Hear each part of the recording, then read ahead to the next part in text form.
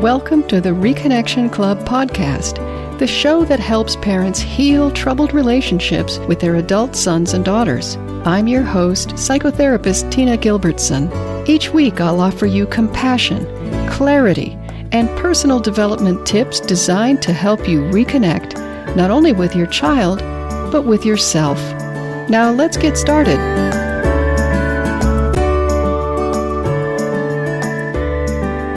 At long last, your child is back in touch. And although it feels wonderful to be closer, you're also really, really nervous. You don't want to say or do the wrong thing. You instinctively know what the research has shown, which is that estrangements can and do happen over and over again within the same parent-child relationship. And every time your child becomes estranged again, you don't know if this will be the time when it sticks. So you're walking on eggshells, super aware of your behavior and wondering if you'll ever feel normal again. Assuming you're aware of why your child estranged herself in the first place, you have the information you need to make sure the relationship feels different to her now. Maybe you've become aware that asking too many questions pushes her away, or that he feels criticized when you offer opinions instead of just listening, or that your emotional needs must be met in other relationships so that your child doesn't feel overly burdened by them.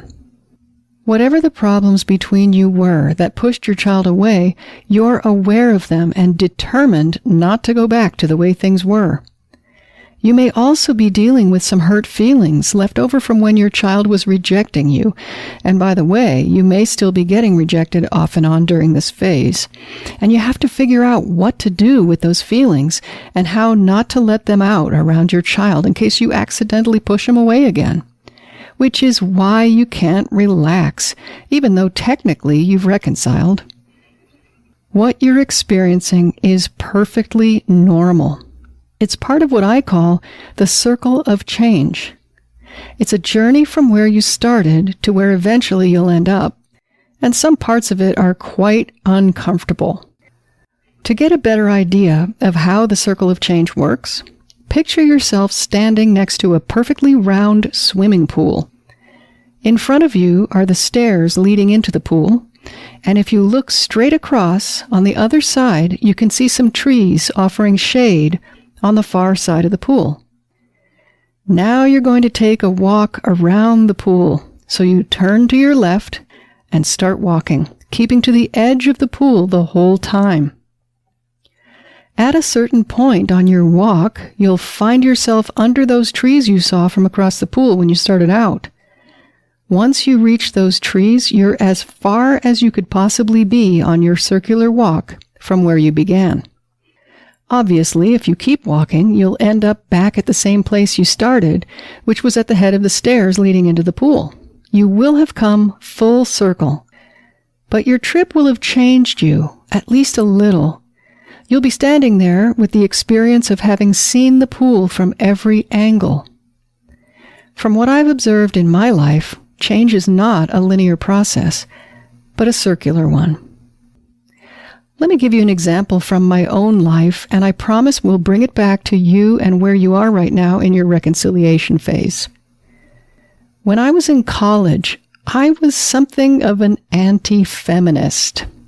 I avoided the campus women's center because it seemed so alien to me. I didn't understand why there was a women's center but no men's center on campus. Feminists struck me as a little bit scary. They seemed so angry for no apparent reason, and I just figured they were taking out their personal troubles on society. In those days, if men whistled at me as I passed by a construction site, I kept my eyes down and hurried past. I didn't see that kind of harassment as a feminist issue, just an uncomfortable reality for a young woman. Later, in my 20s, I made a friend who was happy and friendly and well-adjusted, and also a self-described feminist. When I asked her why we needed feminism in this day and age, she encouraged me to educate myself. So I did. I began to read feminist literature. I became acquainted with institutional inequality and the idea that both men and women are oppressed by a patriarchal society, and all kinds of other ideas that are well known to feminist thinking. I began to see what I hadn't seen before, and it made me angry. Within a year, I went from being an anti-feminist to a very vocal feminist. I would glare at any man who had the audacity to whistle at me as I passed by, and if anyone referred to a woman over 18 as a girl or to grown women as gals, I would speak up in protest. I had started out on the stair side of the pool and was now under the trees on the opposite side. I went from being completely ignorant about sexism to being hyper-conscious of it. From meekness to almost aggression in the face of sexism. From complacency to anger. But because I was still growing, I kept walking around the pool, so to speak, around the circle of change. And eventually, I ended up in my mid-30s, back in a place where, if a man whistled at me, I might actually smile and wave at him. Nowadays, I have to admit, I frequently refer to women in their 20s as girls, and myself as a gal. Rightly or wrongly, I no longer feel the need to always choose the correct word. So what happened here? Did I stop being a feminist? No, I can never return to the ignorance I was steeped in before I learned about sexism and patriarchy. Although my surface behavior is similar, perhaps, to when I started, my internal process is different. I am a feminist. I'm just not an angry or inflexible one. I don't try to right every wrong I see. Instead, I pick my battles and try to speak up mainly when it will make the biggest difference. Some might say I went through a feminist stage and that I'm out of it.